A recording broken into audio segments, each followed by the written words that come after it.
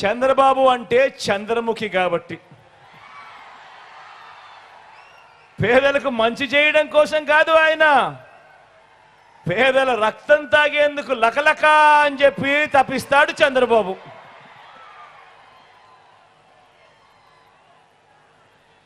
మరో డ్రీమ్, మరో స్కీమ్ కూడా చూద్దామా?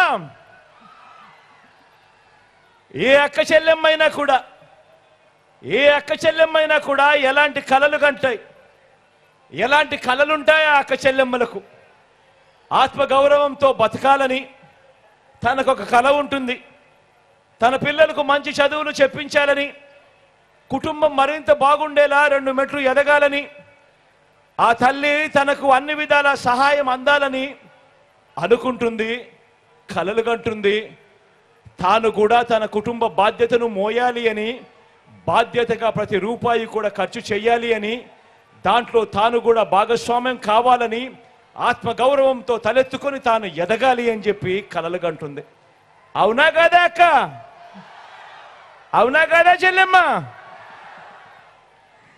మరి అలాంటి కలల నుంచి వారి డ్రీమ్స్ నుంచి జగన్ ఏం స్కీములతో నెరవేర్చాడో చూద్దామా?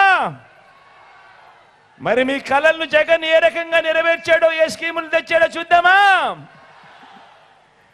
చంద్రబాబు మాట నమ్మి 2014 నుంచి 2019 మధ్య ఆర్థికంగా కుదేలైపోయిన పొదుపు సంఘాల అక్క చెల్లెమ్మల సాధికారత కోసం ఆ అక్క చెల్లెమ్మలు మళ్ళీ వాళ్ళను తమ కాళ్ళ మీద తాము నిలబెట్టేందుకు వారి డ్రీమ్స్ను సాకారం చేస్తూ, ఆ డ్రీమ్స్లో నుంచి పుట్టింది ఒక వైఎస్ఆర్ ఆసరా అనే పథకం, ఒక వైఎస్ఆర్ 0 వడ్డీ అనే పథకం. ఆ అక్క చెల్లెమ్మలకు అండగా తోడుగా ఉంటూ మరో 4 మెట్లు ముందుకు వేస్తూ, నా అక్కలకు 45 నుంచి 60 సంవత్సరాల మధ్య వయసులో ఉన్న నా ఎస్సీ, నా ఎస్టీ, నా బీసీ, నా మైనారిటీ అక్క చెల్లెమ్మలకు అండగా నిలుస్తూ, వారికి తోడుగా ఉంటూ, వారిని చెయ్యి పట్టుకొని నడిపిస్తూ, వరుసగా 4 ఏళ్ళు ఆ అక్క చెల్లెమ్మకు అండగా ఉంటూ, తాను నిలదొక్కునేలా, తాను ఒక వ్యాపారం చేసేలా, ఆ వ్యాపారం నుంచి అంతో ఇంతో ఆదాయం తాను పొందేలా, ఆత్మగౌరవంతో తాను బతికేలా ఆ అక్క చెల్లెమ్మల కోసం పుట్టింది ఓ వైఎస్ఆర్ చేయూత అనే పథకం. ఆ వైఎస్ఆర్ చేయూత అనే పథకం తీసుకురావడమే కాకుండా, అదే వయసులో ఉన్న నా కాపు అక్క చెల్లెమ్మల కోసం పుట్టింది మరో పథకం, వైఎస్ఆర్ కాపు నేస్తమని. అదే విధంగా పుట్టింది నా ఈబీసీ అక్క చెల్లెమ్మల కొరకు వైఎస్ఆర్ ఈబీసీ నేస్తమనే పథకం పుట్టింది.